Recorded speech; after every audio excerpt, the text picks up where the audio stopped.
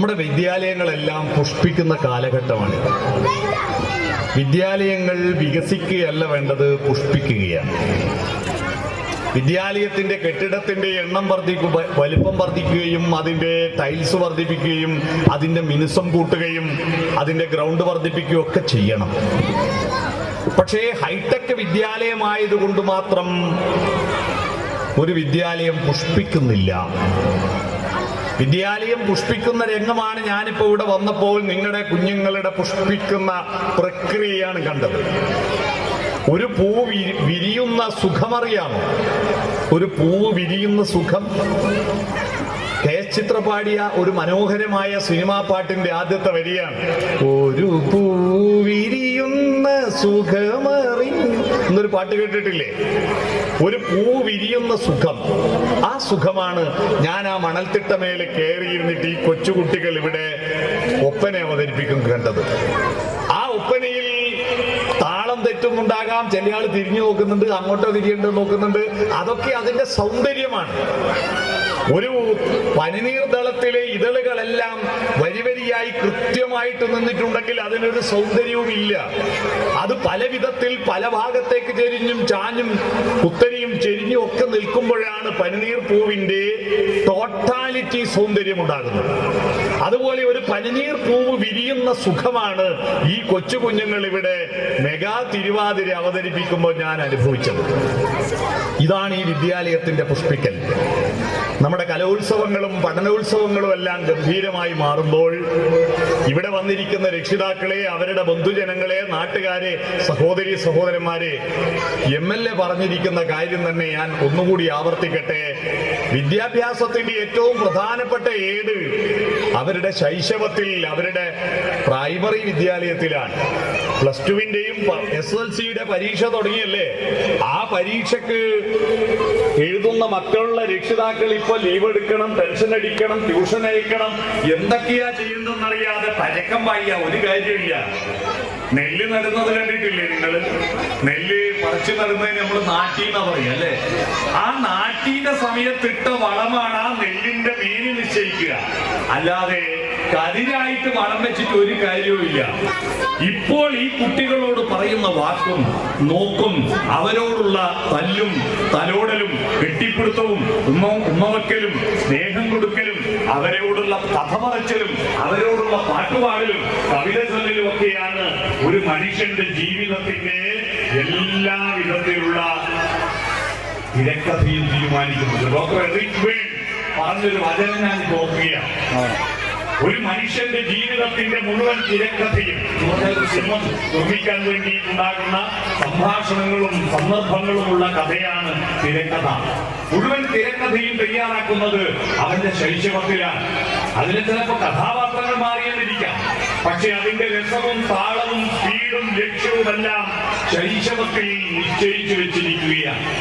ആ ശൈശവത്തിൽ നിശ്ചയിച്ചു വെച്ചിരിക്കുമ്പോൾ ഒരമ്പ് എത്ര ലക്ഷ്യത്തിൽ, എത്ര വേഗത്തിൽ, ഏത് ലക്ഷ്യത്തിൽ കൃത്യമായി കൊള്ളുമെന്ന് തീരുമാനിക്കുന്നത് ആ അമ്പ് പുറപ്പെടുമ്പോൾ ആ വില്ലിന്റെ ഞാണ് കൊലക്കുന്നതിന്റെ ശക്തിയാണ്. രക്ഷിതാക്കളെ, നിങ്ങളാണ് ഈ വില്ലിന്റെ ഞാണെന്ന് പറയുന്നത്. അത് കൊലച്ച് എത്ര കൃത്യതയോടും എത്ര ആഴത്തിലും നിങ്ങൾ കുലച്ചു പിടിക്കുന്നുവോ അത്ര കൃത്യതയും വേഗത്തിലും ആയിരിക്കും നമ്മുടെ കുട്ടികൾ മുന്നോട്ട് പോവുക. ഈ കൊലക്കല് അസംബന്ധമാണെങ്കിൽ, അത് കൃത്യമല്ലെങ്കിൽ അമ്പ് പല സ്ഥലത്ത് പോയി വഴിതെറ്റി പലയിടങ്ങളിൽ കൊള്ളുന്നതായിരിക്കും. അതുകൊണ്ട് വിദ്യാഭ്യാസത്തിന്റെ പ്രസക്തി സ്കൂളിലല്ല എന്ന് നിങ്ങൾ മനസ്സിലാക്കണം. സ്കൂളിൽ അധ്യാപകനും വിദ്യാർത്ഥിയും തമ്മിലുള്ള ഏർപ്പാടല്ല വിദ്യാഭ്യാസം. വിദ്യാഭ്യാസം ഒരു ത്രിവേണി സംഗമമാണ്. എന്താ ത്രിവേണി? 3 പുഴകൾ ഒരുമിച്ചു ചേരുന്ന സ്ഥലത്തെയാണ് ത്രിവേണി സംഗമം എന്ന് പറയുക. അധ്യാപകനും വിദ്യാർത്ഥിയും രക്ഷിതാവും ചേരുന്ന ഒരു പ്രക്രിയയാണ് വിദ്യാഭ്യാസം. തിരിച്ചറിയണം. സ്കൂളിൽ മാഷം മുമ്പിൽ കുട്ടി 6 മണിക്കൂറല്ലേ ഇരിക്കുന്നുള്ളൂ. ബാക്കി 18 മണിക്കൂറും കുട്ടി നിങ്ങളെ വീട്ടിലല്ലേ, പുരക്കല്ലേ. അവിടെ നിന്നുള്ള നിങ്ങളുടെ വാക്കും നിങ്ങളുടെ നോക്കും ഒക്കെയാണ് കുട്ടിയുടെ വളർച്ചയുടെ ലക്ഷണം എന്ന് പറയുന്നത്. ഞാനിവിടെ ഉമ്മമാരോട് ചോദിക്കുക, ഉപ്പമാരോട് ചോദിക്കുക, അമ്മമാരോട് അച്ഛന്മാരോട് ചോദിക്കുക, നിങ്ങളെ മക്കളെ എല്ലാം കിട്ടിയത് ഇബ്ലീസിന്റെ കൃപ കൊണ്ടാണോ? ചെകുത്താന്റെ കൃപ കൊണ്ടാണോ? കലിയുടെ കൃപ കൊണ്ടും അല്ലല്ലോ. ഇബ്ലീസും ചെകുത്താനും കലിയും അനുഗ്രഹിച്ചു കിട്ടിയ മക്കളല്ല. ആരനുഗ്രഹിച്ചതാ? പടച്ചോൻ, അല്ലാഹു, കർത്താവ്, ഭഗവാൻ അനുഗ്രഹിച്ചു കിട്ടിയ മക്കളല്ലേ. അപ്പൊ ഭഗവാൻ നിങ്ങളെ അനുഗ്രഹിച്ചു തരുമ്പോ ഭഗവാന്റെ സ്വഭാവമല്ലേ കുട്ടികൾക്ക് കൊടുക്കുക? നമ്മളൊരാളെ ഒരു സ്ഥലത്ത് പറഞ്ഞേക്കുമ്പോ അയാളെ കൈമ കൊടുക്കുക നമ്മളെ കയ്യിലുള്ള സാധനമല്ലേ. ദൈവം നിങ്ങളുടെ ഇപ്പൊ ഹിന്ദുക്കളെല്ലാം പറഞ്ഞാലിന് കുട്ടികളെയും കുട്ടി അമ്പലത്തിൽ പോകുന്നുണ്ട്. എന്തിനാ പോകുന്നത്? ആടെ കൊണ്ടുപോയിട്ട് പറയാ, ഭഗവാനെ നിങ്ങൾ തന്ന മുകളിലാ ഒരു കൊല്ലം കൂടി ഡാമേജ് ഒന്നും ഇല്ലാണ്ട് പോയിട്ട് കൊണ്ട് കാണിച്ചു കൊടുക്കുക. മനസ്സിലായോ? ദൈവത്തിന്റെ മക്കളല്ലേ. ഈ കുട്ടികൾ നടത്തിയ ഒപ്പനയിലെ മെഗാ ഒപ്പന, ആ ഒപ്പനയെ കൺകുളിർക്കെ ഏറ്റുവാങ്ങുകയായിരുന്നു രക്ഷിതാക്കൾ. വട്ടമിട്ടിട്ട് അതിൽ ശ്രദ്ധിച്ചിരുന്നിട്ട് അതിൽ സിനിമാ തിയേറ്ററുകളിലോ ടിവിയിലോ കാണുന്ന ഹൈടെക് സംവിധാനത്തോടു കൂടിയുള്ള ചടുല നൃത്തമൊന്നുമല്ല. പക്ഷെ നമ്മുടെ കൊച്ചു കുഞ്ഞുങ്ങളുടെ നിഷ്കളങ്കമായ ആ പുഷ്പത്തിന്റെ പുഷ്പി ബ്ലോസമിംഗ് ആയിരുന്നു. കസാൻഡസാക്കിസ് എന്ന് പറയുന്ന ലോക പ്രശസ്തനായിരിക്കുന്ന ഒരു സാഹിത്യകാരന്റെ ഒരു വരി എന്റെ ഹൃദയത്തിൽ തട്ടിയത് ഞാൻ പറയാം. I asked to almond tree, sister please say about God, then the almond tree blossomed എന്നാണ്. മലയാളത്തിൽ ഞാൻ ആൽമോണ്ട് വൃക്ഷത്തോട് ചോദിച്ചു. ആൽമോണ്ട് വൃക്ഷം എന്ന് പറഞ്ഞാൽ നമ്മുടെ കൊന്നമരം പോലുള്ള ഒരു മരമാണ്. ഞാൻ ആൽമോണ്ട് വൃക്ഷത്തോട് ചോദിച്ചു, സോദരി ദൈവത്തെക്കുറിച്ച് നീ എന്നോട് സംസാരിക്കൂ. അപ്പോൾ ആൽമോണ്ട് വൃക്ഷം പുഷ്പിച്ചു. ദൈവം സൗന്ദര്യമായി പുഷ്പമായി നമ്മുടെ മുന്നിലേക്ക് വരികയാണ്. അതാണ് കുട്ടികൾ. പ്രകൃതിയുടെ ഭൂമിദേവിയുടെ ആഭരണങ്ങൾ എന്താണെന്ന് കേട്ടിട്ടുണ്ടോ നിങ്ങൾ? ഭൂമിദേവിയുടെ ആഭരണങ്ങൾ പുലരിയും പൂവും പൈതലിന്റെ ചിരിയുമാണ്. പ്രഭാതവും പൂക്കളും കുഞ്ഞുങ്ങളുടെ പുഞ്ചിരിയുമാണ് ഭൂമിദേവിയുടെ ആഭരണങ്ങൾ. കേട്ടിട്ടുണ്ടോ? പിഞ്ചു ഹൃദയം ദേവാലയം, മണിക്കൊഞ്ചല കോവിൽ മണിനാദം, പുലരിയും പൂവും പൈതലിൻ ചിരിയും ഭൂമിദേവി തന്നാഭരണങ്ങൾ എന്നൊരു പാട്ടുണ്ട്. ഈ ആഭരണങ്ങളെ, ഈ സുന്ദരമായ ആഭരണങ്ങളെ നിങ്ങളുടെ കയ്യിലേക്ക് വന്നിട്ട് പടച്ചോന്റെ ഗുണമായി വന്നിട്ട് പിന്നീട് ഈ കുട്ടികള് ഇബ്ലീസും ചെകുത്താനും കലിയാകുന്നുണ്ട്. ആരാ ഉത്തരവാദി? ഗൗരവതരമായി നമ്മൾ പരിശോധിക്കണം. സ്കൂള് പറഞ്ഞേച്ചത് കൊണ്ട് എല്ലാമായോ? സ്കൂളിൽ ഏതെങ്കിലും മാഷ് കുട്ടീനെ തോന്നിയാസാകാൻ പഠിപ്പിക്കുന്നുണ്ടോ? ഏതെങ്കിലും പാഠപുസ്തകം തോന്നിയാസിയാവാൻ പഠിപ്പിക്കുന്നുണ്ടോ? എന്നിട്ടും എന്റെ ഹൈടെക് ആയതുകൊണ്ട് മാത്രമല്ല, ഹൈടെക് ആവണം. ഇന്നത്തെ കാലഘട്ടത്തിൽ നമ്മുടെ വീടെല്ലാം നല്ല മിനുസം, നമ്മുടെ വീട്ടിലെല്ലാം അടിപൊളി സംവിധാനം. പക്ഷെ നമ്മുടെ സംസ്കാരത്തിന്റെ ഉറവിടമായ സ്കൂള് പണ്ടത്തെ മട്ടിൽ ആയിരിക്കുമ്പോ അതൊരു ബാലൻസ്ഡ് ആയ വികാസമല്ല. നമുക്ക് കിടന്നുറങ്ങാൻ, നമ്മുടെ ശരീരം വളർത്താനുള്ളത്, ശരീരത്തിന് ഭക്ഷണം കഴിക്കാനും ശരീരത്തിന് കിടന്നുറങ്ങാനും ശരീരത്തിന് വിസർജിക്കുവാനുള്ള വീട് ഹൈടെക്. പക്ഷെ മനസ്സിന് വികസിക്കാനുള്ള സ്കൂള് പണ്ടത്തെ ആല. ഒരു പരിഷ്കൃത സമൂഹത്തിന് പറ്റൂല. നമ്മൾ ശരീരമല്ലല്ലോ വളർത്തണ്ടേ, ആണോ? മനുഷ്യന്റെ ശരീരം കൊണ്ടാണോ നമ്മൾ മഹാനായത്? ശരീരം കൊണ്ടാണെങ്കിൽ ഈ തെരഞ്ഞെടുപ്പിൽ പ്രധാനമന്ത്രിയെ തെരഞ്ഞെടുക്കുമ്പോ നരേന്ദ്രമോദിയും രാഹുൽ ഗാന്ധിനെ ഒന്നും തെരഞ്ഞെടുക്കാൻ പറ്റൂല. ആരെയാണെന്നറിയോ? ഗുരുവായൂർ ചന്ദ്രശേഖരനെ തെരഞ്ഞെടുക്കേണ്ടി വരും. അതാരാണ്? ഇന്ത്യയിൽ ഏറ്റവും വലിപ്പമുള്ള ആന. ശരീരം നോക്കിയിട്ടാണെങ്കിൽ ആനനെ തെരഞ്ഞെടുക്കണ്ടേ? അതിന്റെ അത്ര വലിപ്പമുണ്ട് നമുക്ക്. പക്ഷേ ശരീരമല്ലല്ലോ. മഹാത്മാഗാന്ധിയെ ഇന്ത്യയുടെ രാഷ്ട്രപിതാവാക്കിയത് അദ്ദേഹത്തിന്റെ ഹെയർ സ്റ്റൈല് കണ്ടിട്ടാണ്, അദ്ദേഹത്തിന്റെ ബോഡി ഷേപ്പ് കണ്ടിട്ടാണ്, അദ്ദേഹത്തിന്റെ സിക്സ് പാക്ക് കുടല് കണ്ടിട്ടാണ്, അദ്ദേഹത്തിന്റെ ഡ്രസ്സ് കണ്ടിട്ടും അല്ലല്ലോ. ഗാന്ധിയെ ഗാന്ധിയാക്കിയത് മോഹൻദാസ് കരംചന്ദ് ഗാന്ധി എന്ന വാക്കിന്റെ അർത്ഥം അറിയുമോ? കർമ്മചിന്ത ഗാന്ധിയ. കർമ്മവും ചിന്തയും ചാലിച്ചു ചേർത്തവനാണ് ഗാന്ധി. അതുകൊണ്ടാണ് അദ്ദേഹം മഹാനായത്. അദ്ദേഹത്തിന്റെ ഉള്ളു ഗംഭീരായിരുന്നു, പുറം മോശ. പുറം അത്ര സ്റ്റൈലൊന്നുമില്ല, മൊട്ട തലയാ. പക്ഷെ ആ മൊട്ട തലയുടെ ഉള്ളിൽ അദ്ദേഹത്തിന്റെ സ്വഭാവത്തിന്റെ മിനുസം ഉണ്ടായിരുന്നു. നമുക്കോ നമ്മുടെ വീടുകളെല്ലാം നല്ല മിനുസാ, പക്ഷെ സ്വഭാവം പരിക്കനാ. പണ്ടത്തെ വീടുകളെല്ലാം പരിക്കനായിരുന്നു, ചാണകം മെഴുകിയ നിലമായിരുന്നു. പക്ഷെ ഉള്ളിൽ മിനുസം ഉണ്ടായിരുന്നു. ആ മിനുസം ഉണ്ടാക്കാനാണ് പഠിപ്പ് കേട്ടോ. ശരീരത്തെ വളർത്താനല്ല. ശരീരത്തെ വളർത്താനാണെങ്കിൽ മക്കളെ പോറ്റിയ, മനുഷ്യക്കുട്ടികളെ പോറ്റിയ നഷ്ടക്കച്ചവടാ. ഞാൻ തെളിയിച്ചു തരാം. പശുവിനെ പോറ്റിയാൽ അതിനെ കറന്നു വിൽക്കാലോ. നിങ്ങളെ മക്കളെ ആരെങ്കിലും കറന്നു വിൽക്കാൻ പറ്റുമോ? ഇല്ല. ആട്ടിനെ പോയിട്ട് ഇറച്ചി വിൽക്കാലോ? നിങ്ങളെ മക്കൾ ഇറച്ചി വിൽക്കാൻ പറ്റുമോ? എടാ ബക്രീദിനും പെരുന്നാളിനും ഓണത്തിനൊന്നും മര്യാദക്ക് ഇറച്ചി കിട്ടിയില്ല മോനെ, ഒന്ന് കുമ്പിട്ട് കിടന്നാട്ടെ, ചന്തീമൊന്ന് ലേശം അരിയട്ടെ എന്ന് പറയാൻ പറ്റുമോ? ഇല്ല. ശരീരത്തെ പോറ്റിട്ട് കാര്യമില്ല അല്ലേ? കോയിനെ പോറ്റിയ മുട്ട വിൽക്കുക, നമ്മളെ മക്കൾ ആരും മുട്ട ഇടുക ഇല്ല. പിന്നെ എന്താ പോറ്റേണ്ടത്, എന്താ വളർത്തേണ്ടത്? ഭക്ഷണം കൊടുക്കുക, വസ്ത്രം കൊടുക്കുക, കിടന്നുറങ്ങാനുള്ള കട്ടിലും കിടക്കുകയും വീടും ഉണ്ടായി കൊടുക്കുക, വിസർജിക്കാനുള്ള ടോയ്ലറ്റ് ഉണ്ടായി കൊടുക്കുക. ഈ പണി എടുത്താൽ ഒരു രക്ഷകർത്താവായി ആരെങ്കിലും ധരിക്കുന്നുണ്ടെങ്കിൽ അവർ മനുഷ്യരുടെ എത്ര രക്ഷകർത്താവല്ല, മൃഗത്തിന്റെ രക്ഷകർത്താവാ. കാരണം നമ്മളെ കുട്ടികളുടെ മൃഗശരീരമാണ് നിങ്ങൾ പോറ്റുന്നത്. ശരീരം നമ്മുടെ മൃഗത്തിന്റെ അല്ലേ? ഇവിടെ ശരീരം മൃഗത്തിന്റെയാ. ഇപ്പൊ ഡോക്ടറുടെ വേദിയിലുണ്ട്. മൃഗത്തിന്റെയും മനുഷ്യന്റെയും അനാട്ടമിയിൽ എന്തോ വ്യത്യാസമുണ്ടോ? മൃഗങ്ങൾക്കും 2 കണ്ണ്, നമുക്കും 2 കണ്ണല്ലേ? മൃഗങ്ങൾക്കും കണ്ണിന്റേതായ മൂക്ക്, നമുക്കും കണ്ണിന്റേതായ അല്ലേ മൂക്ക്? മൃഗങ്ങൾക്ക് മൂക്കിന് 2 ഓട്ടയാണ്, നമുക്ക് മൂക്കിന് 2 ഓട്ടയല്ലേ? മൃഗങ്ങൾ മൂക്കിലൂടെ ശ്വസിക്കുന്ന ഓക്സിജനാ, പുറത്തേക്ക് വിടുന്ന കാർബൺ ഡൈ ഓക്സൈഡാ. നമ്മളൊക്കെ അത് മാറ്റാൻ പറ്റുമോ? ഇന്ത്യൻ പ്രധാനമന്ത്രി പത്രസമ്മേളനം നടത്തി രാത്രി 8 മണിക്ക് പറയാ, മേരി പ്യാരി ദേശവാസിയോ, ഗോരഖ്പൂരിൽ ഓക്സിജൻ കിട്ടാതെ കുറെ കുട്ടികൾ മരിച്ചുപോയി, അതുകൊണ്ട് ഓക്സിജൻ ഒരു പാഠം പഠിപ്പിക്കണം. നമ്മൾ ഇന്ത്യയിലെ 130 കോടി ആളുകളും ഇന്ന് അർദ്ധരാത്രി മുതൽ ഓക്സിജന് പകരം ഹൈഡ്രജൻ ആയിരിക്കണം ശ്വസിക്കേണ്ടത്. എല്ലാവരും മെഡിക്കൽ കോളേജിൽ പോയി ക്യൂ നിന്നിട്ട് മൂക്കിന്റെയും ഹൃദയത്തെയും ശ്വാസകോശത്തിന്റെയും സോഫ്റ്റ്വെയർ മാറ്റിക്കൊള്ളെന്ന് പറഞ്ഞാൽ നടക്കുക ഇല്ല. അത് മൃഗത്തിനും ഓക്സിജനാ, നമുക്കും ഓക്സിജനാ. മൃഗത്തിനും ചോരക്ക് നിറം ചോപ്പാ, നമുക്കും ചോരക്ക് നിറം ചോപ്പാ. എല്ലാം കണക്കല്ലേ? എന്താ കണക്ക് എന്ന് പറഞ്ഞാൽ, കണക്കിന്റെ ഹോംവർക്ക് ചെയ്യാത്ത ഒരു ചെക്കനെ മാഷ് വല്ലാതെ ശകാരിച്ചപ്പോ പയ്യൻ മാഷോട് ചോദിച്ചൊരു ചോദ്യ, കണക്കിന്റെ ഡെഫിനിഷൻ എന്താണെന്ന് അറിയാവോ മാഷ്? ഇങ്ങക്ക് മാഷ് കുടുങ്ങിപ്പോയി. കണക്കറിയാന്നല്ലാണ്ട് കണക്കിന്റെ ഡെഫിനിഷൻ അറിയില്ല. മാപ്പിളക്ക് ബെല്ലടിച്ചു. മാഷ് പറഞ്ഞ അടുത്ത പിരീഡ് പറഞ്ഞുതരാം. സ്റ്റാഫ് റൂം പോയിട്ട് സകല മാഷന്മാരോട് ചോദിച്ചു, ഈ കണക്ക് എന്ന് പറഞ്ഞാൽ എന്താണെന്ന് അറിയോ? ആർക്കും ഒരാൾക്കും അറിയില്ല. മാഷ് അടുത്ത പിരീഡ് പറഞ്ഞു തരാമെന്നും പറഞ്ഞു പോയി. അടുത്ത പിരീഡ് വന്ന ഉടനെ ഈ ചെക്കൻ ചോദിക്കുന്നതിനിടക്ക് സ്റ്റാൻഡപ്പ് എന്ന് പറഞ്ഞു. എന്നിട്ട് പറഞ്ഞു, കണക്ക് എന്ന് പറഞ്ഞാൽ നീ മനസ്സിലാക്കി എന്താന്ന് പറ, തെറ്റുണ്ടെങ്കിൽ ഞാൻ പറഞ്ഞുതരാം. അപ്പൊ ഇവൻ എണീറ്റ് എന്നിട്ട് പറഞ്ഞു, മാഷെ കണക്ക് എന്ന് പറഞ്ഞാൽ എന്താന്ന് അറിയോ? നോക്കുമ്പോ ബാക്കി മാഷന്മാർ എത്തി നോക്കുക, എന്തെന്നാ കണക്ക് എന്നറിയാം. ഇവൻ പറഞ്ഞു, കണക്ക് എന്ന് പറഞ്ഞാല് ഒന്ന് ജാസ്തിയില്ല, ഒന്ന് കുറവുമില്ല, കണക്ക. അതാ കണക്ക്. അതല്ലേ കണക്ക്? ഒന്ന് ജാസ്തിയില്ല, ഒന്ന് കുറവുമില്ല അല്ലേ?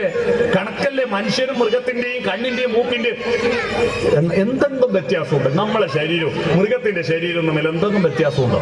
അന്നേരം നിങ്ങൾ ചോദിക്കും, മൃഗത്തിന് ബാലുണ്ടല്ലോ, നമുക്ക് ബാലില്ലല്ലോ അല്ലേ? കുട്ടികൾ അങ്ങനെ, കുട്ടികളോടാന്ന് ഇപ്പൊ പറയും.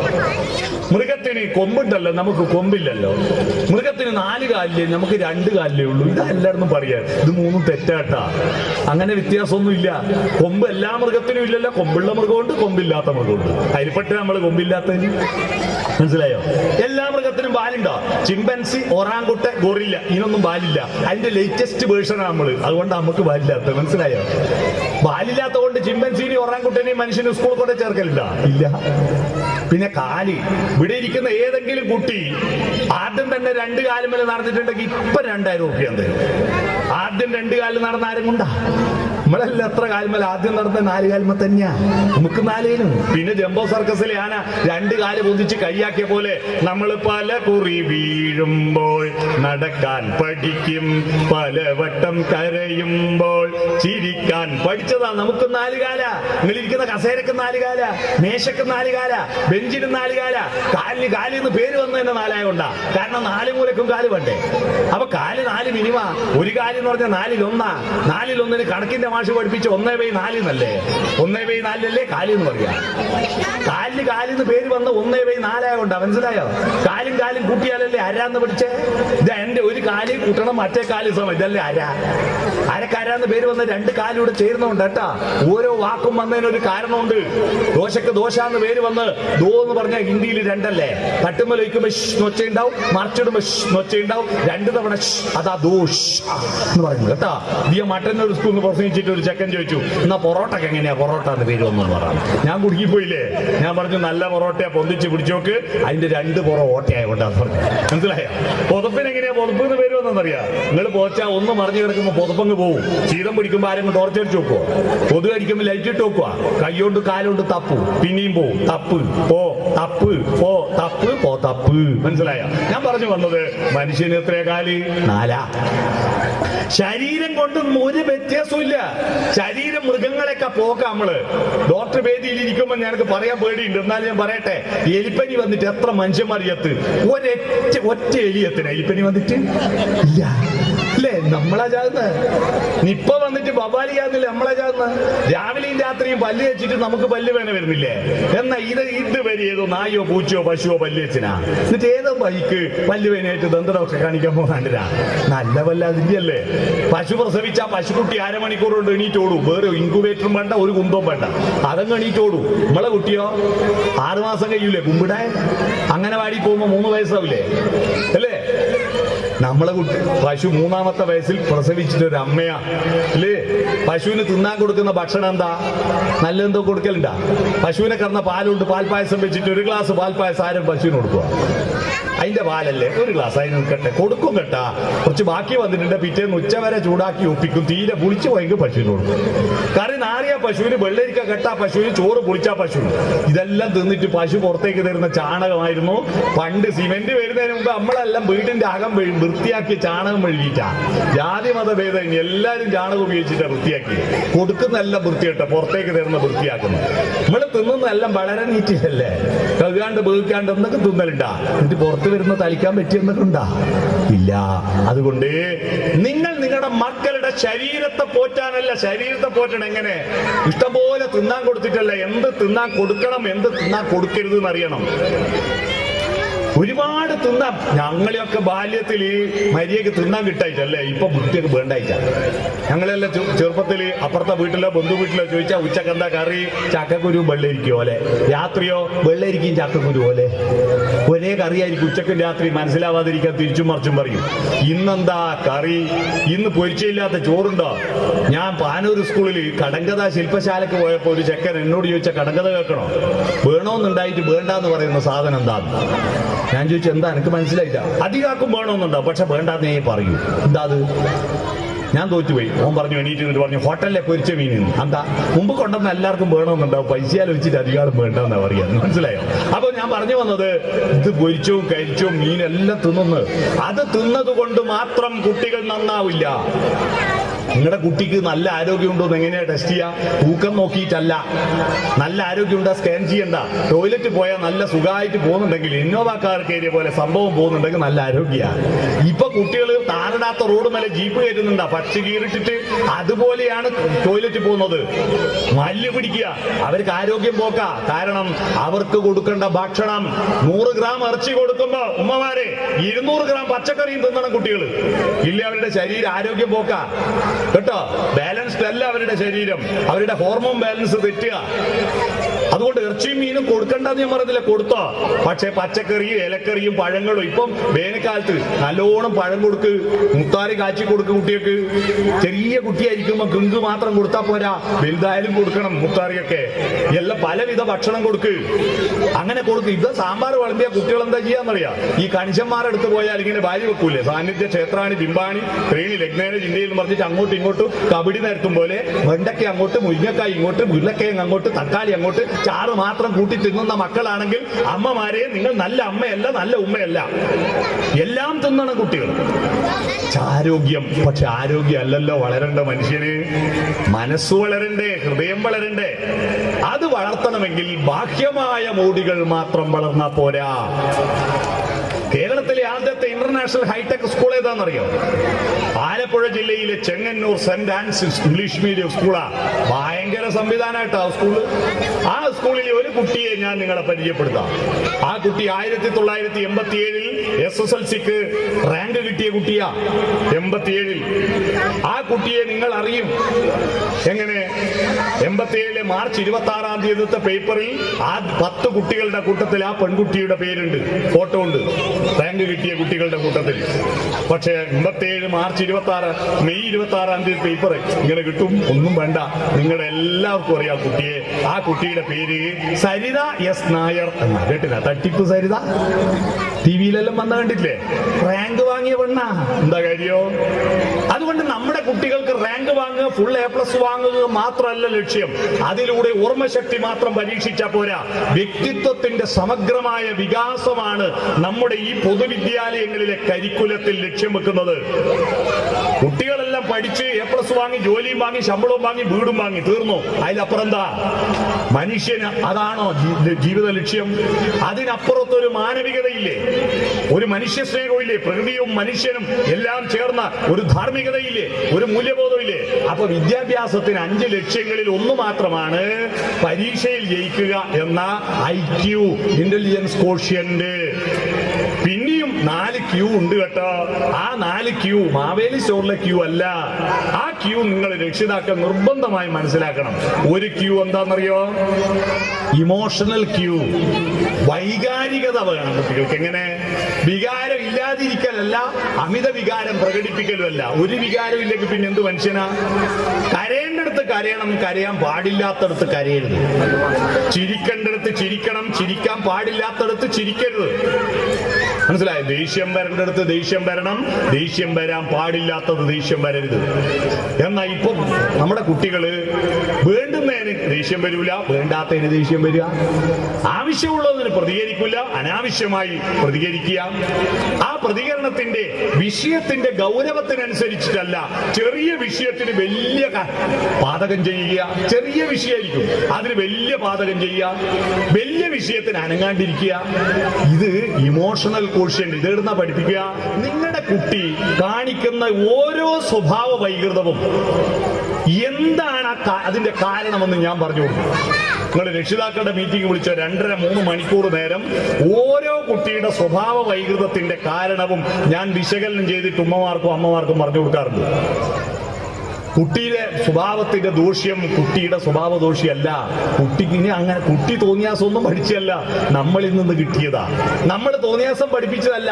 ചെറിയ ചെറിയ കാര്യങ്ങളിൽ പിരിവിന് വന്നപ്പോ ഇവിടെ ഞാനില്ല എന്ന് പറഞ്ഞിട്ട്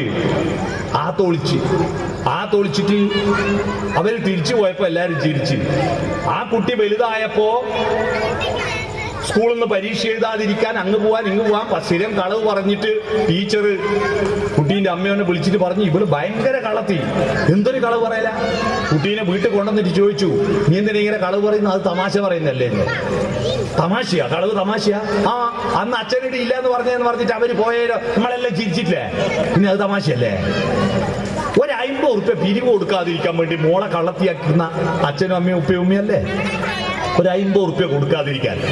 ചെറിയ വിഷയ കുട്ടികൾക്ക്. ആ ചെറിയ വിഷയങ്ങൾ കുട്ടികളുടെ വ്യക്തിത്വം വളരുന്നത് എങ്ങനെയാ? കുട്ടികളുടെ വ്യക്തിത്വം വളരുന്നത് നിങ്ങളോട് ചേർന്ന് നിന്നിട്ട്, 1. 2, അവർ സ്വതന്ത്രമായി കളിച്ചിട്ട്. 2 വേണം. നിങ്ങളെ ചേർത്ത് പിടിക്കണം കുട്ടികളെ. ഈ അമ്മയും ഉമ്മയെല്ലാം ചെറുപ്പത്തിൽ കുട്ടീനെ ഇങ്ങനെ ഭാര്യ പിടിക്കൂലേ? ഭാര്യ പിടിച്ച് പിന്നെ വലുതാൻ തോറും വിടൂലേ? വിട്ടു പോവില്ലേ? പിന്നെ പിടുത്തം കുറഞ്ഞു പോകും. ഈ കുറഞ്ഞു പോകുമ്പോ കുട്ടിയൊക്കെ ഭയങ്കര പ്രയാസമുണ്ട് കേട്ടോ ഉള്ളില്. ഇളയനെ വെട്ടിപ്പിടിക്കുന്ന കാണുമ്പോ മൂത്തേണിങ്ങനെ വല്ലാത്ത അസ്വസ്ഥയാവും. ഈ മക്കൾ അച്ഛനും അമ്മയും ഉപ്പയും ഉമ്മയും കുട്ടികളെ ചേർത്ത് പിടിക്കാത്ത കുട്ടികളാണ് നാട്ടിൽ പോയിട്ട് ആരെയെങ്കിലും ചേർത്ത് പിടിച്ചിട്ട് പീഡന കേസ് പ്രതിയാവുന്നത്. മനസ്സിലായോ? ഉപ്പയും ഉമ്മയും ഉത്തരവാദി. പാനൂർ മേഖലയിലെ കൊലപാതക പ്രശ്നങ്ങളിലെ പ്രതികളുടെ പറ്റിയിട്ട് ഒരു സർവേ നടത്തിയപ്പോ ആ സർവേയിൽ നിന്ന് ലഭ്യമായ വിവരം, അതിലെ യഥാർത്ഥ പ്രതികൾ, ലിസ്റ്റ് കൊടുത്ത പ്രതിയല്ല, യഥാർത്ഥ പ്രതികളുടെ എല്ലാം വീട്ടിലെ ബാല്യകാലം അവരുടെ കുടുംബത്തിൽ അച്ഛനും അമ്മയും നല്ല സ്നേഹത്തിലായിരുന്നില്ല എന്ന്. അച്ഛനും അമ്മയും നല്ല സ്നേഹത്തിലായി പരസ്പര ബഹുമാനത്തോടു കൂടി ഉപ്പയും ഉമ്മയും വർത്തമാനം പറയുന്ന വീട്ടിലെ കുട്ടികളാണ് നല്ല മാനസികാരോഗ്യമുള്ള കുട്ടികളാവുക. കുട്ടികളെല്ലാം ജനിക്കുന്നത് I am okay, you are okay എന്ന ഭാവത്തില. ഞാനും കുഴപ്പമില്ല, നിങ്ങളും കുഴപ്പമില്ല, എല്ലാം നല്ല എന്ന മട്ടില്ല. നിങ്ങള് കുട്ടീനെയും ചുമലിലിട്ടിട്ട് ബസ്സിന്റെ സീറ്റിലിരിക്കുമ്പോ കുട്ടി ബേക്കിലിരിക്കുന്ന ആളെ ഇങ്ങനെ നോക്കുന്നുണ്ടില്ല. കുറെ നോക്കിയിട്ട് അവസാനം ഒരു ചിരിയിരിക്കും. ആ, ഇയാൾ ഓക്കെയാ, ഇയാൾ ഓക്കെയാന്നാ. മനസ്സിലായോ? ഇയാൾ ഓക്കെയാന്നാ നോക്കുന്നത്. പിന്നീട് നമ്മുടെ സ്വഭാവം കൊണ്ടാണ് ചില കുട്ടികൾ I am okay, you are not okay. ഞാൻ പറയുന്ന മാത്രം ശരി, എന്റെ മതം ശരി, എന്റെ ജാതി ശരി, എന്റെ പാർട്ടി മാത്രം ശരി, ബാക്കിയെല്ലാം മോശ എന്ന തെറ്റിദ്ധാരണ ഉണ്ടാകുന്നത് അച്ഛൻ ഉപ്പ പറയുന്ന മാത്രം ശരി, ഉമ്മ പറയുന്ന ഒന്നും വിലക്കെടുക്കാത്ത വീട്ടിലെ കുട്ടി. ആടെ കുഴപ്പമൊന്നും ഉണ്ടാവില്ല. പക്ഷെ ഉമ്മ അടിമ, ഉപ്പ വലിയ മേധാവിയായിരിക്കുന്ന വീട്ടിലെ ആൺകുട്ടി നാട്ടുകാരുടെ പെരടി കയറുന്ന കുട്ടിയായിരിക്കും. ഉറപ്പാ. ഉമ്മയും ഉപ്പയും ഉപ്പാവയും ഉമ്മാവയും എല്ലാം പരസ്പര ബഹുമാനത്തോടുകൂടി വർത്തമാനം പറയുന്ന വീട്ടിലെ കുട്ടി മാത്രമേ നാട്ടുകാരോട് ജനാധിപത്യ ബോധത്തിൽ സ്നേഹത്തോടെ പെരുമാറൂ. നിങ്ങൾ മനസ്സിലാക്കണത്. പേടിപ്പിക്കലും അട്ടഹാസവും. കുട്ടികളല്ലേ ഇപ്പൊ അട്ടഹാസല്ലേ? മെല്ലെ പറയാൻ അറിഞ്ഞൂടല്ലോ. എന്താ കാരണം? കുട്ടികളെ വിളിക്കുന്ന പണ്ട് ഉപ്പാവും ഉമ്മാവനും മുത്തശ്ശിയും വിളിക്കുക മോനേന്ന് പറഞ്ഞിട്ട് വിളിക്കൂലേ? ഇപ്പൊ ആരും വിളിക്കുവാ? ഇപ്പൊ എങ്ങനെയാ വിളിയെന്ന് പറയാൻ പറഞ്ഞേരട്ടെ. വിളി ഞാൻ പറഞ്ഞുതരാ. അടുപ്പത്തൊന്നും കറി ഭക്ഷണമൊന്നും ആയിട്ടില്ല, അലക്കാൻ കുറെ ബാക്കിയുണ്ട്, പാത്രം കഴുകി കഴിഞ്ഞിട്ടില്ല, സ്കൂൾ വണ്ടി വരാനായി, ചെക്കനാണ് ഗണീച്ചിട്ടില്ല. രാവിലെ തന്നെ കേൾക്കുന്നത് രാക്ഷസന്റെ ഒച്ചയാ, ഇബിലീസിന്റെ ഒച്ചയാ. കുട്ടി രാവിലെ കേൾക്കുന്നത് അവൻ അന്ന് ഇബിലീസിയാവും. അഗ്രഹാര ജയിലിൽ ബാംഗ്ലൂരിൽ പോയി കിടക്കേണ്ടി വരില്ല എന്ന് ഞാൻ സ്റ്റാമ്പ് പേപ്പറിൽ എഴുതി ഒപ്പിട്ട് തരാം. തടിയന്റെ അവിടെ നസീർ ഉണ്ടല്ലോ, അഗ്രഹാര ജയിലിൽ പോയി കിടക്കുന്നത്. ഒരു തടിയന്റെ അവിടെ നസീറും എൽഞ്ഞോന്റെ അടുത്ത മജീദും ഒരു ഭീകരവാദിയും ഒരു തോന്നിയാസിയും വർഗീയവാദിയും. ജനിക്കുമ്പം വർഗീയവാദിയും തോന്നിയാസിയായിരുന്നില്ല, നല്ല കുട്ടികളായിരുന്നു. നമ്മളെ പെരുമാറ്റം നമ്മൾ അവർക്ക് കൊടുക്കേണ്ട ഇമോഷണൽ കോഷ്യന്റിന് പുറമെ പാഷണൽ കോഷ്യന്റ്, ആർദ്രത കൊടുത്തില്ല. എന്താ ഈ ആർദ്രത എന്ന് പറഞ്ഞാൽ? ഹൃദയം നനച്ചു കൊടുക്കില്ല. അതെന്നാ പരിപാടി? ഹൃദയം നനച്ചു കൊടുക്കാൻ അറിയോ അമ്മമാരെ നിങ്ങൾക്ക്? എനിക്ക് കവിത ഇഷ്ടം. ഒരു ദിവസം ഒരു കവിത വായിക്കാതെ ഞാൻ കിടന്നുറങ്ങില്ല. ഒരു കവിത വായിക്കാതെ ഞാൻ കിടന്നുറങ്ങില്ല. അതെന്റെ ശപഥമാണ്. ആ ശപഥത്തിന് എന്നെ പ്രേരിപ്പിച്ചത് 1ാം ക്ലാസ്സിലെ പാഠപുസ്തകം കിട്ടിയ അന്ന് എന്നെ അടുത്തിരുത്തിയിട്ട് ആ പാഠത്തിൽ ഏറ്റവും ഒടുവിൽ പുലരിയോടൊത്തെന്നും പൂന്തോപ്പിയിലെത്തുന്ന പൂമ്പാറ്റ കുഞ്ഞുങ്ങളെന്തു ചന്തം, അവരുടുത്തിടും അപ്പാവാട വിറ്റിടും കടയേതെന്നമ്മയ്ക്കറിഞ്ഞുകൂടെ, അതുപോലെ ഒന്നമ്മേ തിരുവോണപ്പുടവയായി അരുമാമകൾക്ക് തരികയില്ലേ എന്നെന്റെ അമ്മ പാടിത്തന്ന പാട്ടാണ് എന്റെ ഹൃദയത്തിൽ നനച്ചു തന്നത്. നിങ്ങൾ എത്ര പേർ മക്കളെ ചേർത്ത് നിന്നിട്ട് കവിത ചൊല്ലാറുണ്ട്, കഥ വായിച്ചു കൊടുക്കാറുണ്ട്, പാട്ട് പാടാറുണ്ട്? എത്ര പേർ പാട്ട് പാടാറുണ്ട്? ആലോചിച്ച് നോക്കൂ. എനിക്ക് മാപ്പിളപ്പാട്ടിന് സ്കൂൾ പഠിക്കുമ്പോ, കണ്ണ സ്കൂൾ പഠിക്കുമ്പോ സമ്മാനം കിട്ടലുണ്ട്. ആ പാട്ട് എന്നെ പഠിപ്പിച്ചു തന്ന സാറൂത്തയാ. സാറൂത്ത ഈ റബ്ബർ മരം, തോട്ടത്തിൽ റബ്ബർ മരം മുറിച്ച അതിന്റെ കുട്ടക്ക് വരുന്ന സാറൂത്ത. ഞാൻ പശുവിനെയും കൊണ്ട് കുന്നിന് കയറിയാൽ സാറൂത്ത പാടിത്തരുന്ന കാപ്പ് മല കണ്ട പൂങ്കാറ്റേ എന്ന പാട്ട് സാറൂത്ത പാടിത്തന്ന. ഉടനെ കഴുത്തന്റെ തറുക്ക് ബാപ്പാ, നേരെ ഉടവാൾ വെച്ചറുക്ക് ബാപ്പാ എന്ന പാട്ട്. ആ പാട്ട് പാടിയിട്ട് എനിക്ക് മാപ്പിളപ്പാട്ടിൽ അന്ന് സമ്മാനം കിട്ടിയേ. അത് സാറൂത്ത പാടി തന്ന. നിങ്ങള് ഇതൊക്കെ വേണം മനുഷ്യന്റെ വികാസത്തിന്. ഇറച്ചി മീനും മുട്ടയും പാഠപുസ്തകം പോരാ. അതിന് പുറമേയുള്ള ഒരുപാട് കാര്യങ്ങളുണ്ട്. പ്രകൃതിയുണ്ട്, അയൽവാസികളുണ്ട്, നാട്ടുകാരുണ്ട്. ഇതെല്ലാം ചേർന്നാലേ ഒരു മനുഷ്യന്റെ സമഗ്ര വികാസം ഉണ്ടാകൂ. അത് നിങ്ങൾ തിരിച്ചറിയണം. അതുകൊണ്ട് ഹൃദയം നനച്ചു കൊടുക്കണം. പാഷണൽ കോഷ്യന്റ്. നിങ്ങൾ സിമെന്റ് തേക്കുന്ന ചുമരിന് സിമെന്റ് തേക്കുമ്പോ പൂഴിയും സിമെന്റും വെള്ളവും ചേർത്തിട്ട് കുമ്മായ കത്തി കൊണ്ട് കോരിയിട്ട് ചുമരിൽ അടിക്കുമ്പോ ആ ചുമരിൽ അടിച്ച സിമെന്റ് അപ്പാട് അടന്നു പോരും. പോരാതിരിക്കാൻ ആദ്യം ചുമര് നനക്കും ഇല്ലേ? ചുമര് നനക്കൂലേ? ആ നനച്ചാ പിന്നെ അവിടെ പിടിച്ചോളും. അതുപോലെ ഖുറാനും ബൈബിളും ഗീതയും എല്ലാം പഠിച്ചാല് അത് കുട്ടികളെ ഹൃദയത്തെ തട്ടണമെങ്കിൽ ആ ഹൃദയത്തിന് നനവുണ്ടാക്കണം. അത് നനച്ചു കൊടുക്കുന്ന പണി ആരതാ? കുടുംബത്തിലെ ഉമ്മയുടെ, ഉപ്പയുടെ, ഉപ്പാവയുടെ, ഉമ്മാവയുടെ, അമ്മാവന്റെ ഒക്കെ പണിയാ. അത് അന്ന് കുടുംബം എന്ന വിദ്യാലയത്തെ തിരിച്ചു പിടിക്കുക. അതാണ് പാഷണൽ കോഷ്യന്റ്. നാലാമത്തത് സ്പിരിച്വൽ കോഷ്യന്റ്. ധാർമ്മിക മൂല്യങ്ങൾ വേണം കുട്ടികൾ. എന്താ ഈ ധാർമ്മിക മൂല്യം? ഖുറാനും ബൈബിളും ഗീതയും പഠിച്ചാൽ മാത്രം ധാർമ്മിക മൂല്യം ഉണ്ടാവോ? അങ്ങനെയാണെങ്കിൽ എത്ര സ്വാമിമാരുണ്ട് ഭാഗവതം പഠിച്ച് അങ്ങേ തലക്കെത്തിയിട്ട് ഇപ്പൊ പീഡന കേസ് പ്രതിയായിട്ട് ജയിലിൽ കിടക്കുന്ന ബിഷപ്പ് കണ്ടില്ലേ ജയിലിൽ കിടക്കുന്നത്? ഉസ്താദുമാരെ അറസ്റ്റ് ചെയ്യുന്നില്ലേ? എന്തുകൊണ്ടാ? ഇത് പഠിച്ച പോരാ. അത് പഠിക്കുന്നത് പ്രകൃതിയോടും നമ്മുടെ കുടുംബത്തോടും ഇരുന്ന് ഒരു പരസ്പര ധാരണയോടെ ഉണ്ടാക്കുന്ന അവന്റെ ഹൃദയത്ത് തട്ടണം.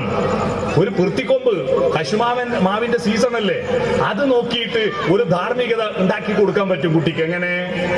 കശുവണ്ടി സീസണിൽ എന്റെ നാട്ടില് തൊടിക്കള ഇടുമ്പോ ബസ് ഡ്രൈവർമാർ വണ്ടി ഓടിക്കുമ്പോൾ വളരെ ശ്രദ്ധിക്കും. കാരണം എന്താ പറയുക, റോഡുമേൽ മാത്രം നോക്കിയാൽ പോരാ, മേലോട്ട് നോക്കണം.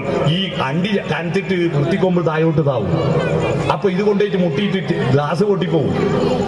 അപ്പൊ അത് നോക്കിയിട്ട് എന്താ, അണ്ടിയും മാങ്ങയും വർദ്ധിക്കുമ്പോ വൃത്തിക്കൊമ്പ് താഴോട്ട് താഴ്ന്ന് നോക്കിയിട്ട് അറിവും സമ്പത്തും വർദ്ധിക്കുമ്പം വിനയം കൂടുക വേണ്ട, അഹന്ത കൂടുകയല്ല വേണ്ടതെന്ന്. മരങ്ങൾ താഴുന്നു ഫലാഗമത്തിനാൽ പരം പരം നമിക്കുന്നു നവാമ്പുവാൽ ഖനം എന്ന് പറഞ്ഞു കൊടുക്കാൻ പറ്റണം. പ്രകൃതിയിൽ നിന്ന് പഠിപ്പിക്കണം, അയൽവാസികളിൽ നിന്ന് പഠിപ്പിക്കണം, കഥകളിൽ നിന്ന് പഠിപ്പിക്കണം. അതാണ് സ്പിരിച്വൽ കോഷ്യന്റ്. ധാർമ്മിക മൂല്യങ്ങൾ ഉണ്ടാവണം കുട്ടി. അഞ്ചാമത്തത് ഡൈവേഴ്സിറ്റി കോഷ്യന്റാ. എന്താ ഡൈവേഴ്സിറ്റി കോഷ്യന്റ്? ഈ ഭൂമി പല വിധത്തിൽ, പല ആളുകൾ, പല ആശയങ്ങൾ, പല വേഷങ്ങൾ, പല രൂപങ്ങളാണ്. എല്ലാം ഒരുപോലെയായ ഈ ഭൂമിക്ക് ഒരു രസവും ഉണ്ടാവില്ല കേട്ടാ. എല്ലാ മനുഷ്യന്മാര് കാക്കേനെ പോലെ, കാക്കേൻ തിരിച്ചറിയാം നമുക്ക്. അതുപോലെ മറ്റാത്ത നാട്ടിൽ ചെന്നാലോ ചില കുട്ടികൾക്ക് ഇന്ന ഭക്ഷണം ഉണ്ടെങ്കിലേ കഴിക്കൂ, പറ്റില്ല. എല്ലാ ഭക്ഷണവും കഴിക്കണം, എല്ലാ വസ്ത്രവും ധരിക്കാൻ പഠിക്കണം, എല്ലാ ഭാഷയും പഠിക്കണം കുട്ടികള്, എല്ലാറ്റിനോടും പൊരുത്തപ്പെടാൻ പഠിക്കണം കുട്ടികള്. വെള്ളം ഈ 6 മാസം മഴ പെയ്യുന്ന കേരളത്തിൽ, പ്രളയമുണ്ടാകുന്ന കേരളത്തിൽ, ഇത്രയും പുഴയും തോടുള്ള ഈ കേരളത്തിൽ മക്കളെ നീന്താൻ പഠിപ്പിച്ച എത്ര കുടുംബങ്ങളിലെ രക്ഷിതാക്കളുണ്ട്? ഇടാ ഒന്ന് കൈപൊന്തിച്ചാട്ടെ. മക്കളെ നീന്താൻ പഠിപ്പിച്ചവരൊന്ന് കൈപൊന്തിച്ചാ. ഒന്ന് പൊന്തിക്ക് കൈയല്ലേ, വേറെ ഒന്നും പൊന്തിക്കാൻ പറയുന്നില്ലല്ലേ, കൈ പൊന്തിക്കാനാ പറഞ്ഞത് അല്ലേ? ആകെ 5-10 ആളെ പഠിപ്പിച്ചിട്ടു. ഞാൻ ചോദിക്കട്ടെ, നിങ്ങൾ മക്കളെല്ലാം ഭയങ്കര പഠിച്ച് ഭയങ്കര ഡിഗ്രി എല്ലാം വാങ്ങി അങ്ങ് സാൻ ഫ്രാൻസിസ്കോയിലും ദുബായിലൊക്കെ ഭയങ്കര ജോലിയായി കോടിക്കണക്കിന് രൂപ വെസ്റ്റേൺ യൂണിയനിലൂടെ നാട്ടിലയച്ച് ഉപ്പാനെയും ഉമ്മാനെയും അച്ഛനെയും അമ്മേനെയും കാണാൻ വരുമ്പോ വീട്ടിന്റെ മുമ്പിലെ തോട്ടിൽ ഒലിച്ചു പോയി കാര്യമുണ്ടോ? ഇല്ല. നീന്തം പഠിക്കാതെ പിന്നെ എന്ത് രക്ഷകർത്താവാ? മക്കളെ നീന്തം പഠിപ്പിക്കാത്ത ഒരാളെ രക്ഷാകർത്താവ് എന്ന് വിളിക്കാൻ പറ്റൂല. ഒരു രക്ഷയുമില്ല. നിങ്ങൾ ചെയ്ത് അരയിൽ ഉറുക്കുന്നൂലും കെട്ടിയ കൊണ്ടൊന്നും മാത്രം രക്ഷയില്ല കേട്ടാ. വെള്ളത്തിൽ പോയാൽ രക്ഷിക്കണമെങ്കിൽ വെള്ളത്തിൽ നീന്താൻ തന്നെ ഓനെ പഠിപ്പിക്കണം. അതാ ഡൈവേഴ്സിറ്റി കോഷ്യന്റ്. മനസ്സിലായോ? വ്യത്യസ്തതകളോട് പൊരുത്തപ്പെടാൻ പഠിക്കണം കുട്ടികൾ. ഈ 5 കോഷ്യന്റ് ശ്രദ്ധിച്ചോ. ഒന്നുകൂടി ഞാൻ പറയാ. 1 ഇന്റലിജൻസ് കോഷ്യന്റ്, ബുദ്ധിശക്തി. 2 ഇമോഷണൽ കോഷ്യന്റ്, വൈകാരികമായ ബാലൻസ്.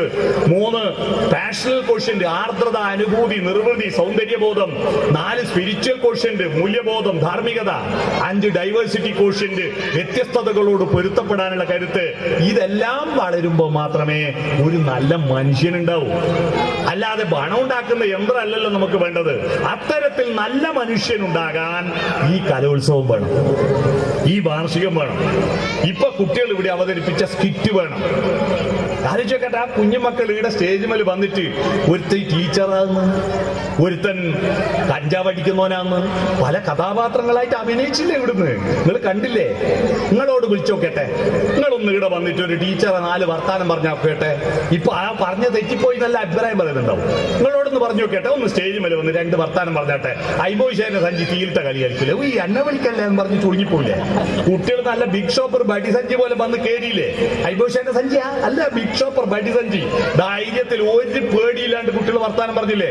ആ ധൈര്യം ഉണ്ടായി കുട്ടികൾക്ക്. അതാണ് വികാസം. അത്തരത്തിൽ ആ കുട്ടികളുടെ കഴിവുകൾ വളർത്തണം. നിങ്ങളുടെ കുടുംബം ഭക്ഷണം കഴിക്കാനുള്ള ഹോട്ടലല്ല, വസ്ത്രം ധരിക്കുവാനുള്ള ചേഞ്ചിങ് റൂമല്ല, കിടന്നുറങ്ങുവാനുള്ള ലോഡ്ജല്ല, ടോയ്ലറ്റ് വിസർജിക്കുവാനുള്ള ടോയ്ലറ്റ് കോംപ്ലക്സും അല്ല. നിങ്ങളുടെ കുടുംബം, നിങ്ങളുടെ വീട് ഏറ്റവും കുട്ടികളെ ആദ്യം അക്ഷരം പഠിപ്പിച്ച വിദ്യാലയമാണ്, ആദ്യത്തെ സർവകലാശാല. അറിയോ ആരാ അക്ഷരം പഠിപ്പിച്ച? മാഷന്മാരാ അല്ല. ഉമ്മ മടി കിടത്തിയിട്ട് ആരാട്ട് പാടുമ്പോ കൈതോലെ പായ വീരിച്ച് പായയിലൊരു പറ നെല്ലു പൊലിച്ച് കാത് കുത്താൻ ഇപ്പ വരും നിന്റെ അമ്മാവന്മാര് പൊന്നേന്ന് പാടുമ്പോ മടി കിടന്ന കുട്ടിക്ക് കൈതോലി എന്താണെന്നറിയോ, പായ എന്താണെന്നറിയോ, അമ്മാവനാരെന്നറിയോ? കുട്ടി ഇങ്ങനെ നോക്കുമ്പോ അമ്മേന്റെ ഉമ്മാന്റെ ചുണ്ട് പൂട്ടി തുറക്കുന്നുണ്ട്. കുട്ടിക്ക് എന്തെല്ലോ ഉമ്മയോട് പറയാനുണ്ട്. കുട്ടി ചുണ്ട് പൂട്ടി തുറന്നിട്ട് അമ്മയോട് എന്തോ പറയും. ചുണ്ട് പൂട്ടി തുറന്നാ പറയുന്നത് എന്താ? ചുണ്ട് പൂട്ടി തുറന്നാലാണ് ഉമ്മ. അത് അമ്മ, ഉമ്മ, മമ്മി, മദർ, മാതാ, മാം. അതാണ് മാ എന്നുള്ള അക്ഷരം കുട്ടി ആദ്യം അമ്മേനെ വിളിക്കുന്ന. പിന്നെയാണ് ഒരു മീശക്കാരൻ വന്നിട്ട് കുട്ടീനെ എടുക്കും. മൂക്കൊന്നും വലിക്കുന്നുണ്ട്, ബാറ്റിന്ന് പോകുന്നുണ്ട് എടുക്കൂല, അല്ലേ എടുക്കും. കുളിപ്പിച്ച് നീറ്റാക്കി ആണല്ലോ എടുക്കും. ഇല്ലേ പെണ്ണുങ്ങൾക്ക് അല്ലേ? അപ്പൊ ഈ മീശക്കാരൻ ആരാന്ന് കുട്ടിക്കറിയോ? ഇത് ഉമ്മാന്റെ കെട്ടിയോനാന്ന്. കാരണം ഉമ്മാന്റെ മംഗളത്തിന് കുട്ടീനെ ക്ഷണിച്ചിട്ടുണ്ടാവില്ലല്ലോ. പിന്നെ എങ്ങനെ അറിയും ഉമ്മാന്റെ കെട്ടിയോനാന്ന്? ആ മീശക്കാരൻ കുറച്ച് കടുപ്പത്തിലാ പറയുന്നത്. കുട്ടി കടുപ്പത്തിൽ ഉമ്മ എന്ന് പറയും. കടുപ്പത്തിൽ ഉമ്മ എന്ന് പറയുന്ന ഉപ്പ. മനസ്സിലായി? അതാ ഉപ്പ. ആ മീശക്കാരൻ വർത്താനം പറയുമ്പോ ചുണ്ട് കൂട്ടി തുറക്കൽ മാത്രമല്ല, ഇതിനുള്ളുന്നുണ്ട് ഇറച്ചി കഷ്ണം ഇളകി കളിക്കുന്നത്. കുട്ടീന്റെ വായിൽ ഇറച്ചി കഷ്ണം അണ്ണാക്ക് പറ്റിച്ചിട്ട് ഇയാളെ വിളിക്കൂ. അതാ നാം അണ്ണാക്ക് പറ്റിച്ചാൽ കിട്ടുന്ന അക്ഷരം അതാ. മനസ്സിലായ? അപ്പൊ ഉമ്മ, ഉപ്പ, അച്ഛൻ എന്നെല്ലാം ശബ്ദത്തിൽ അക്ഷരം പഠിപ്പിച്ച് വർത്താനം പറയാൻ പഠിച്ച കുട്ടിയല്ലേ നമ്മൾ LKG-യിലും അംഗനവാടിയിലും അയച്ചിട്ടുള്ളൂ. അപ്പൊ അക്ഷരം പഠിപ്പിച്ച ആരാ? നിങ്ങളാണ് ആദ്യം. ഈ ശബ്ദം എന്ന അക്ഷരമാണ് പ്രധാനം. ഏതുന്ന അക്ഷരത്തിന് വികാരമൊന്നുമില്ല. രാവിലെ നേറിയ 6 മണിക്കും രാവിലെയാ, 8 മണിക്കും രാവിലെയാ, 10 മണിക്കും രാവിലെയാ. എന്നാ ഉമ്മ പഠിപ്പിച്ച അക്ഷരത്തിൽ രാവിലെ എന്ന് പറഞ്ഞാലോ 6 മണിക്ക് മുമ്പല്ലേ? മാഷ് പഠിപ്പിച്ച അക്ഷരത്തിൽ രാവിലെ നേതാനാവുക. ഞാൻ മട്ടന്നൂർ സ്കൂളിൽ വിദ്യാരംഗം പ്രസംഗിക്കുമ്പോ രാവിലെ നേതാനാവുമെന്ന് പറഞ്ഞു ചോദിച്ചാലോ 4ാം ക്ലാസ് പഠിക്കുന്ന ബഷീർ നോട്ട് ബുക്കും കൊണ്ട് എണീറ്റ് എന്നിട്ട് പറഞ്ഞു, സാറേ രാവിലെ നേതിയിട്ട് കടലാസ് കയറിപ്പോയി. അമർത്തി എഴുതി. ശബ്ദം മാറും, അർത്ഥം മാറും. ഈ ശബ്ദത്തെ, നാദത്തെ നിങ്ങൾ ഉപയോഗിക്കണം. ആ എപ്പോഴും ഒച്ചപ്പാടുണ്ടാക്കി പറയല്ല, മെല്ലെ പറ. കുട്ടികളോട് മെല്ലെ പറ. പഠിക്കടാ എന്ന് എത്ര ആവശ്യം നിങ്ങൾ പഠിക്കുന്നോ അത്ര കുട്ടികൾ പഠിക്കൂല കേട്ടോ. പഠിക്കുന്ന ആഹ്വാനം ചെയ്യണ്ട. അവര് സ്വയം പഠിക്കട്ടെ. നമുക്ക് പഠിക്കാം. കുട്ടികൾ പഠിക്കുമ്പോൾ കുറച്ചു നേരം അവിടെ പോയിരിക്കും. കുട്ടികൾ പഠിക്കുമ്പോൾ സീരിയൽ വെക്കുന്ന, TV വെക്കുന്ന വീടുണ്ടെങ്കിൽ ഞാൻ കുട്ടികൾക്ക് ഒരു സൂത്രം പറഞ്ഞു കൊടുക്കലുണ്ട് കേട്ടാ. അതിന്റെ മരുന്ന് പരീക്ഷ എടുപ്പിച്ചിട്ട് കുട്ടികൾ പഠിക്കുമ്പോൾ TV-യിൽ സീരിയൽ കാണുന്ന രക്ഷിതാക്കളുണ്ടെങ്കിൽ ഞാൻ അതിന് പറഞ്ഞു കൊടുത്തത്. അത് തന്നെ ഒരു സ്കൂളിലെ 10ാം ക്ലാസ്സിലെ കുട്ടിയൊക്കെ ഞാൻ ആ സൂത്രം പറഞ്ഞു കൊടുത്തു. അതിനൊരു മരുന്നുണ്ട്. മുറ്റത്ത് ഇറങ്ങിയിട്ട് മൂർച്ചയുള്ള കല്ലെടുക്കുക, ഒറ്റയേറിന് TV ഒളിച്ചു കാണാറ്. മക്കൾക്ക് പരീക്ഷ ഉണ്ടാകുമ്പോ അമ്മ അടുത്ത് സീരിയൽ കാണുന്നുണ്ടെങ്കിൽ ഒറ്റയേറിന TV ഒളിച്ചു കാണാം. ഞാൻ അടുത്ത 10ാം ക്ലാസ്സിൽ കേസുണ്ട്, ഞാൻ നടത്തിക്കൊള്ളുന്നു. കുട്ടികൾ പഠിക്കുമ്പോൾ കുറച്ചു നേരം അടക്കി ഇരിക്ക്. അവരെ ടെക്സ്റ്റ് ബുക്കെല്ലാം വെറുതെ ഒന്ന് നോക്കി അതിന്റെ മൂലയെല്ലാം മടങ്ങിയിട്ടൊന്ന് നിർത്തോടുത്ത് അതിന് പൊതിയെല്ലാം ഒന്ന് മാറ്റി എടുത്തോട്ട് അങ്ങനെ നിൽക്ക്. അവരുടെ അടുത്ത്, അവരുടെ കൂടെ നിൽക്ക്. അവരുടെ വികാരമായി, അവരുടെ ചങ്ങാതിയായി, അവരുടെ മാഷായി, അവരുടെ ശിഷ്യനായി. കുട്ടികൾ ചോദ്യം ചോദിക്കട്ടെ. നിങ്ങൾ ഉത്തരം അറിയില്ലെങ്കിൽ കുട്ടികളെ മുമ്പ് തോക്ക്. നിങ്ങൾ കുട്ടികളോളം താണാലേ കുട്ടികൾ നിങ്ങളോളം ഉയരും. നിങ്ങൾ ഇങ്ങനെ മസിന് പിടിച്ച് മേലോളം നിന്നാൽ ആന പുറത്ത് കയറാൻ പാപ്പാന്റെ മുമ്പിൽ ആന താണോർത്താലേ ആന പാപ്പാൻ ആനേനേക്കാൾ മേലെ പൊന്നുന്നുള്ളൂ. നിങ്ങൾ കുറച്ച് താണു കൊടുക്കും കുട്ടികളെ മുമ്പിൽ. അല്ലാതെ പേടിപ്പിക്കലും ഞെട്ടിക്കലും ആഹ്വാനം ചെയ്യലും തെളിക്കലും. ചില വീട്ടിൽ പോയാൽ മൂലിയും തെളിക്കും പോലെയാ മക്കളെ തെളിക്കുക. എന്ത് ദുഷ്ടന്മാരെന്നറിയോ മക്കള് പറഞ്ഞ ഇതാരാ ഇത്? നമ്മളെ പൊന്നി ഇതിനെ ഒരു കുഞ്ഞിക്കാല് കാണായിട്ട് കരയുന്ന എത്ര ഉമ്മമാരും അമ്മമാരും അച്ഛന്മാരും നാട്ടിലുണ്ട്. നമുക്ക് കിട്ടിയില്ലേ ഈ മോനെ? എന്നിട്ട് അതിനിങ്ങനെ പേടിപ്പിക്കലാ? അല്ല, അതിനെ സ്നേഹിക്ക്, അതിനെ സഹായിക്ക്, അതിന്റെ കൂടെ നിൽക്ക്. എന്നിട്ട് നിങ്ങളോളം നിങ്ങളെക്കാൾ വളരാൻ വേണ്ടി കൂടെ നിൽക്കുന്ന ഉമ്മയും ഉപ്പയുമായി നിങ്ങൾ മാറണം. നിങ്ങളിടക്ക് സ്കൂളിൽ വരണം. സ്കൂളിൽ മാഷന്മാരോട് കുറ്റം പറയാൻ മാത്രം വരരുത് കേട്ടോ. എപ്പോ നോക്കിയാലോ ടീച്ചറെ TV കാണുക, ടീച്ചറെ മൊബൈലാ. ഈ ഭക്ഷണം കഴിക്കുമ്പോൾ TV കാണുന്ന വീടുണ്ടെങ്കിലുണ്ടല്ലോ, ആ വീട് ജ്യേഷ്ഠ ഇംഗ്ലീഷ് കയറുന്ന വീടാ. TV കാണുമ്പം ഭക്ഷണം കഴിക്കുന്ന ഏതെങ്കിലും വീടുണ്ടെങ്കിൽ ആ വീട്ടില് ഞാൻ ഓർപ്പിച്ച് പറയുന്നു, സംസ്കാരം എന്ന് പറയുന്ന സാധനം ഉണ്ടാവില്ല. TV കാണുമ്പോൾ ഒറ്റൊരു പണിയെ നടക്കുമല്ലേ? ഭക്ഷണം കഴിക്കൽ വേറെ ഒരു പണിയും നടക്കില്ല. കുഞ്ഞുണ്ണി മാഷ് പറഞ്ഞിട്ടുണ്ട്, വായിലേക്കുള്ള വഴി കൈക്ക് കാണാ പാടം, വായിൽ നിന്നുള്ള വഴി നാവിന് തെറ്റുന്നു മിക്കപ്പോഴും. ചോറ് തിന്നുമ്പോ പെട്ടെന്ന് കരണ്ട് പോയ കാര്യം വായി കാണായിട്ട് ചോറ് വാരി ചെവി കൊണ്ടയച്ച ഇല്ല. വായിലേക്കുള്ള വഴി കൈക്ക് കാണാ പാടാ. അതുപോലെ TV കാണുമ്പോൾ അതങ്ങ് നടന്നോളൂ. പാടില്ല. മൊബൈലും ടിവിയും നോക്കിയിട്ട് ഭക്ഷണം കഴിക്കരുത്. വീട്ടിലെല്ലാവരും പരസ്പരം നോക്കിയിട്ട് ഭക്ഷണം കഴിക്കുക. കണ്ണിൽ നോക്ക്, മുഖത്ത് നോക്ക്, എന്നിട്ട് വർത്തമാനം പറഞ്ഞ് ഭക്ഷണം കഴിക്കും.